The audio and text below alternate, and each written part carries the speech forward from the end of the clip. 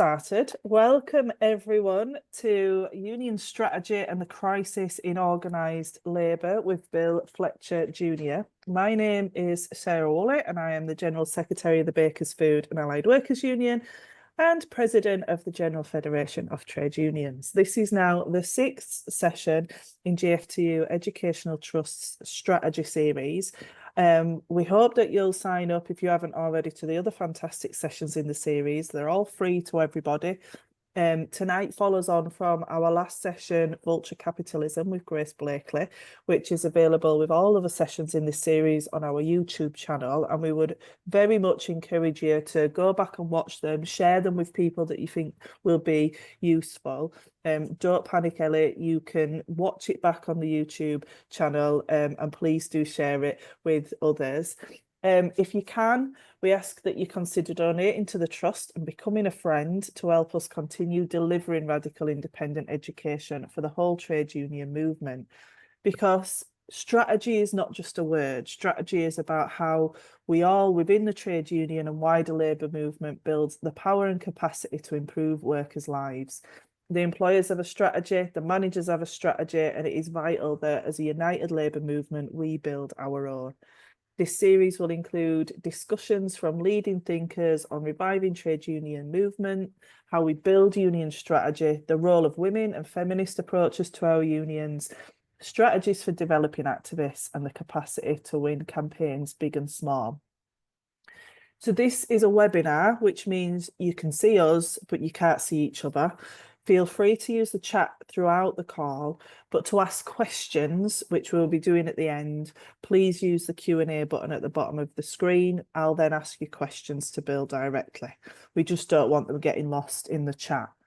Bill's going to talk to us for about 30 minutes and then we'll open it up to your questions. And I just want to remind you all at this time that during the call, we'll be following the GFTU Educational Trust Behaviour Statement, which the link will be in the chat in just a second.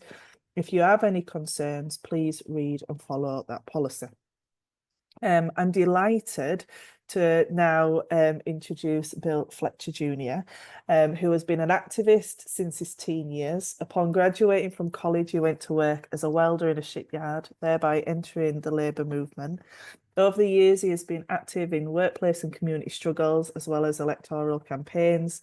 He has worked for several labour unions, in addition to serving as a senior staff person in the national AFL-CIO. Bill's the former president of Trans-Africa Forum, a senior scholar with the Institute for Policy Studies and in the leadership of several other projects. He's also the co-author with Peter Agard of The Indispensable Ally, Black Workers and the Formation of the Congress of Industrial Organisations, 1934 to 1941. The co-author with Dr. Fernando Gapassin, apologies if I've not pronounced that right, of Solidarity Divided, the Crisis in Organised Labour and a New Path Towards Social Justice, and the author of They're Bankrupting Us and 20 Other Myths About Unions. Bill is a syndicated columnist and a regular media commentator on television, radio and the web. And I don't know about you, but I'm really looking forward to hearing what Bill's got to say. So over to you, Bill. You are very welcome. Well, thank you. I'm pleased and honored to be here with you and with everyone else today. And I'm actually anxious to get to the Q&A. That's my favorite part of these programs because sometimes a speaker, if they will admit it, will not be speaking to what is on people's minds. And so I like to know what's on your mind and what issues you might have, agreements, disagreements with what I'm going to say. Let me start with this. I was asked to speak about the crisis in organized labor. And the more I thought about it, the more I realized that we have to really think at the level of two crises. There's a crisis in or within organized labor, and there's a crisis facing organized labor. And the analogy I'd like to use is the question of an underlying condition versus an acute crisis. So many of us who have had friends pass away during the COVID crisis know that there would be people who were ill with something that would not necessarily have killed them. But then COVID intervened, and the combination of the underlying condition and the COVID brought about their demise. And that led some people on the right wing to say that people weren't dying of COVID, which was completely false. But the bottom line is that the combination of an underlying condition, which weakens the system, makes it much more difficult for the system to address this acute crisis. So I would start by saying that the underlying condition, the crisis within, is a crisis that is brought about by several different factors. Excuse me. One is the ambivalence of the trade union movements in the Western world vis-a-vis the welfare state, and the extent to which the trade union movements were prepared to accept what they thought was sort of peace in our time with capital, with the welfare state reforms across the more advanced capitalist countries. That becomes very important because it intersects with a disconnect that emerges, a repudiation in practice of the notion of labor as a social movement. And so you see increasingly the trade unions and trade union movements moving more and more to get institutional validation by democratic capitalism and looking for a particular role within democratic capitalism. And that role often put the trade union movement at odds with other movements, so that you'd see the trade union movement performing less and less as a social movement and more as an economic advocacy formation. I'll come back to that. The third thing is around foreign policy. And throughout the global north, within particularly the advanced capitalist countries, an overwhelming tendency in the trade union movement, although not in every case, but overwhelming tendency for the trade union movement to identify with the foreign policy objectives or the foreign policy framework of the dominant forces within that democratic capitalist society. So that might be anything from a critical support of colonialism, and sometimes not particularly critical, and in other cases, like in the United States, an active support for various forms of interventionism, the activities of the Central Intelligence Agency, and other things.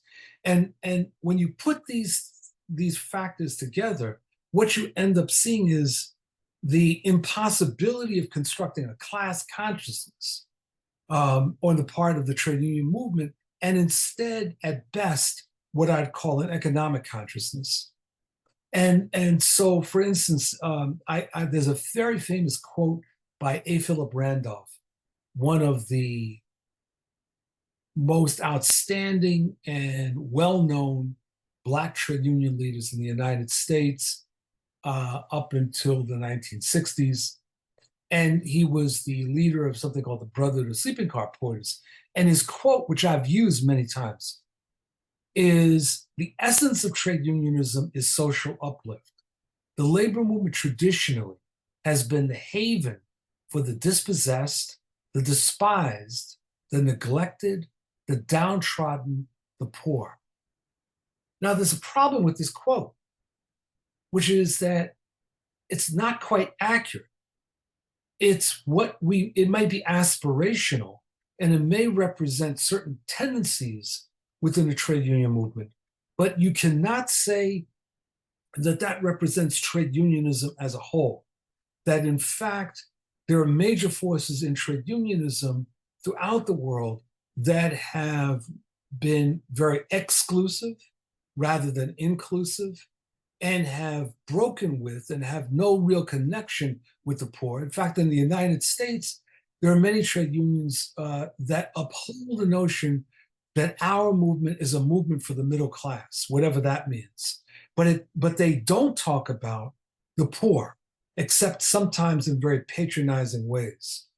So this underlying condition has resulted in a number of different things, including, and I'll be speaking about the United States, a downplaying of strategic organizing, that started to take place after the advent of the Cold War, this downplaying, and instead a reliance on what we would call here hot shops, that is where workers might be interested.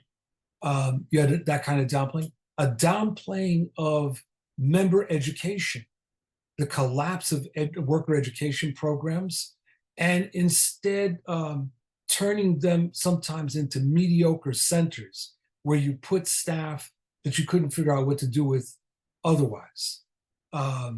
You had a downplaying of the notion of struggle in the face and during collective bargaining periods, and certainly a downplaying up until the late 80s, early 90s, a downplaying of real alliance building.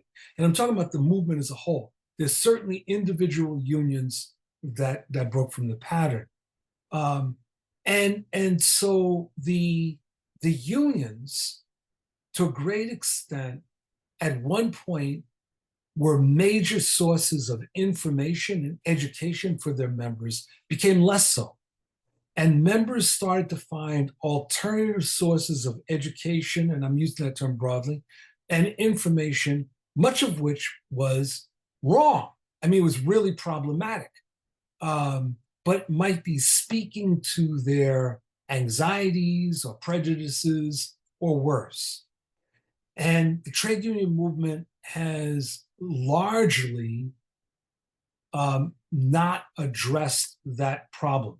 Although in the 1990s in the US, there was an attempt, something called common sense economics, which I was a part of constructing. But after constructing a great economic education program, most of the affiliates of the national AFL-CIO, our major labor federation, refused to actually implement the program.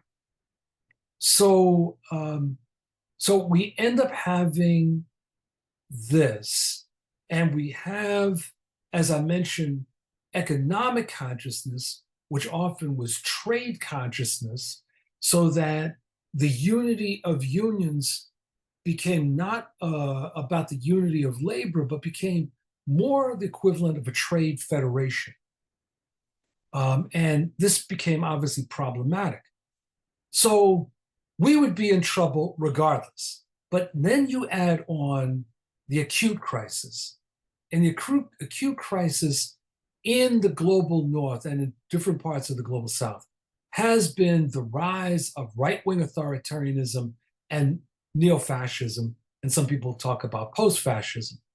And this rise has been in response, at least in part, to the impact of neoliberal globalization.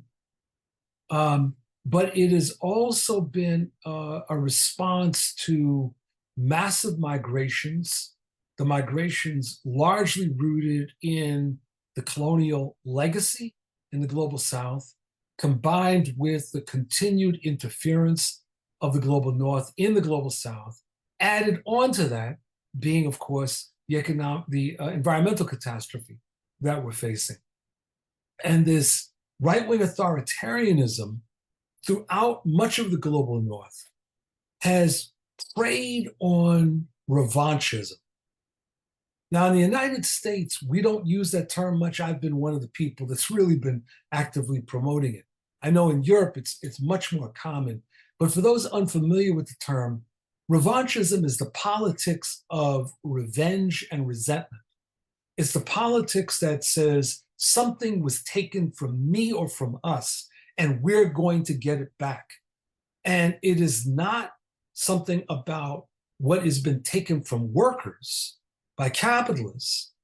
It's usually racial or sex and gender, or it might be religious, but it's usually looking for a scapegoat. And the politics of revanchism has been what has laid the foundation for the rise across the global north of this right-wing authoritarianism and fascism. One example, of course, is this whole theory of white replacement that has it exists in South Africa among whites, obviously not all whites. It's in Europe, it's in Canada, it's in the United States. And it suggests that the migrations are aimed at replacing white people, that it's a globalist conspiracy to replace white people with, vulnerable peoples of color. And this has been something that right-wing authoritarians have played upon, and they've been actually quite successful in building mass followings.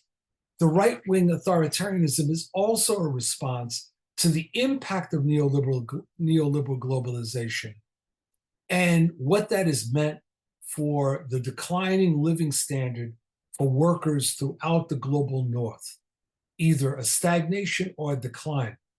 And the problem is, how does one identify what the source of the problem is?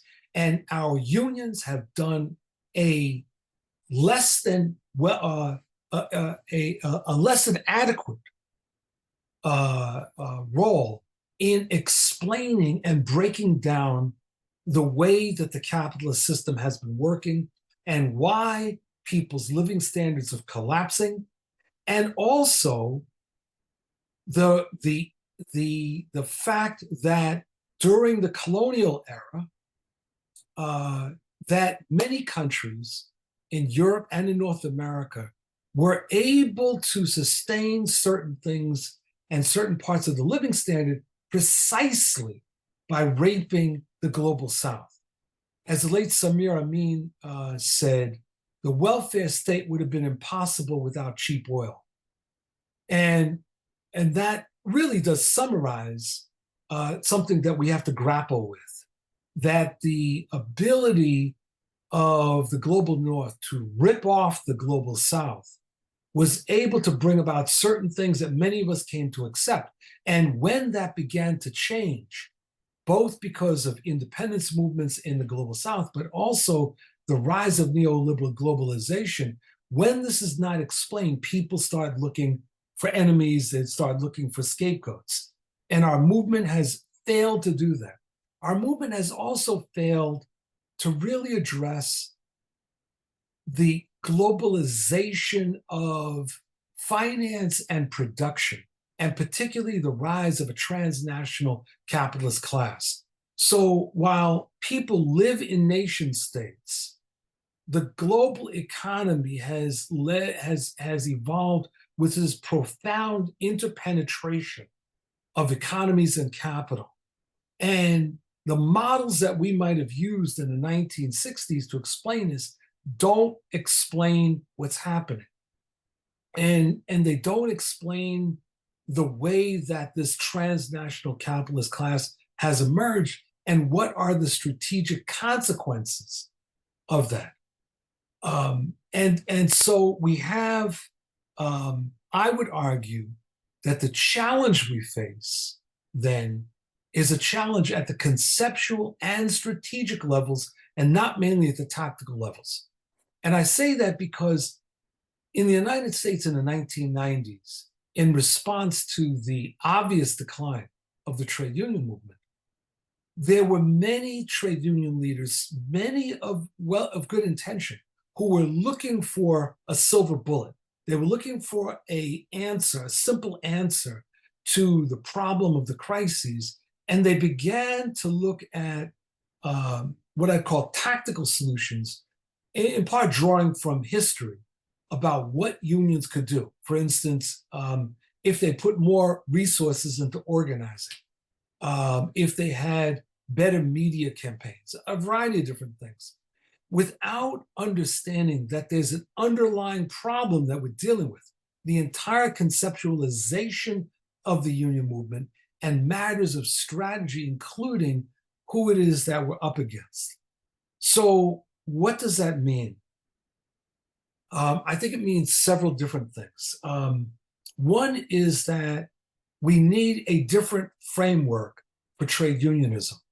Now, Europe has been far in advance, the European trade union movement, far in advance of the US trade union movement in any number of ways. We've been really at the rear end, and partly because a framework established in the late 1890s under Samuel Gompers, the first president of the American Federation of Labor, articulated a notion of no independent labor political process, that trade unionism was reduced to fighting for wages, hours, and working conditions. And that framework has dominated our movement, even though there are at different points unions and certain trade union leaders that have broken with that or struggled to break with that. I have been arguing, and my co-author, Fernando Gapacin, or you could pronounce it Gapacin as you did, Sarah, either way, we argue in Solidarity Divided that a framework of what we call social justice unionism is necessary.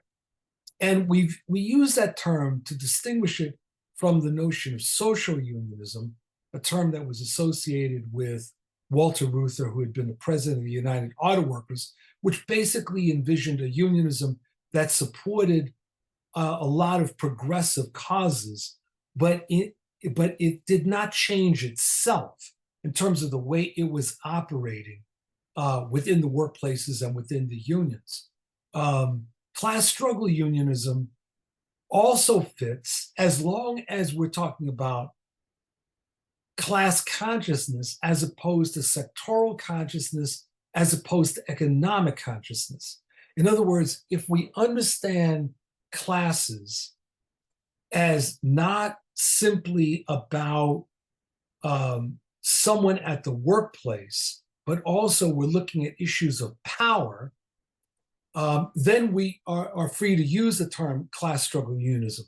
If we're only looking at the workplace, at the fight at the workplace, the fight at the industry, then we're not talking about class struggle. We're talking about economic struggle, which obviously has a role, but it's insufficient because we need to be thinking about entire sections of the working class that are not organized in unions, that may not be organized at all, sections that may be marginalized, may have been excluded from the production process for any number of reasons. And we need a unionism that speaks to them and helps them organize. We need a unionism that's thinking about alternative approaches to economic development. We need to be looking at a unionism that sees itself as an instrument for justice. One of the things that I said to people when I entered the trade union movement a long time ago, in 1970s, and people in the Black freedom movement sometimes would ask me, well, why are you doing that? And I would say, well, among other things, because I see unions as a potential instrument for Black liberation, right? Not just an instrument for Black workers to improve their condition, but an instrument for Black liberation. And we need to be thinking about the unions as an instrument for justice, including for environmental justice and against the environmental catastrophe that we're facing, an instrument against the kind of foreign policies that we've been seeing. So we need to be thinking about that. We need to be thinking about building greater and real solidaristic relationships with labor movements in other parts of the world, not relationships of condescension, not relationships of charity, But to borrow from the late Samora Machel of Mozambique, solidarity is about mutual assistance and collaboration. It's not about charity. And so, how can we bring together movements, and particularly in a world when we're up against not only national capitalists, but transnational capitalists? How do we bring forces together in order to engage and struggle against those kinds of demons? We need to be thinking about building connections between the demands of the trade unions and the social impact and what we call in the United States bargaining for the common good. How are we thinking, for instance, as educators, about bargaining on behalf of the students and bargaining on behalf of the parents? When we are in the transportation industries, how can we think about bargaining to make sure that we're looking for ways of inserting fights around climate and the kinds of mechanisms for transportation that are used? How do we bargain around technology and the types of technologies that are introduced in the workplace and the impact on our members, but also on the larger society? Um, so, so basically, this is saying we need a union movement that's grounded in a class politics, but a class politics that pays attention to the fights around democracy and the fights against any and all forms of oppression. There are too many of us, at least in the United States, that believe that we build unity around the common economic struggle of workers, where we fail to recognize that workers are 24-hour beings. Their entire lives are not in the workplace or in the industry, even though sometimes it feels that way, that there are other forms of oppression that they and their families and friends may be experiencing, and that those forms of oppression can eat away ultimately at the ability to build solidarity among workers. So I'll leave it at that for now, and let's open it up. Oh wow, there's like so much in that Bill. Oh gosh, I'm not going to start asking my own questions because nobody else will even get a look in. But that was just brilliant, and Thank you. everything from the quotes to the kind of the reference to COVID and the underlying conditions to whole person organizing. You know, I felt like you was reading my mind. I really did. It was fantastic. Thank you.